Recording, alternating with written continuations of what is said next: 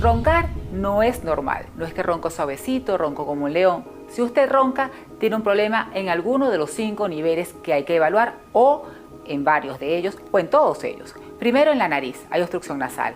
Segundo, en paladar, la lengua pega del paladar blando, de la campanilla, de la úvula. Tercero, tiene el maxilar inferior o la mandíbula muy pequeña y la lengua se va hacia atrás. Cuarto, tiene un cuello grueso, por músculo porque hace mucho ejercicio o por obesidad. Y quinto, tiene un abdomen prominente que no permite que el diafragma baje. Evalúese.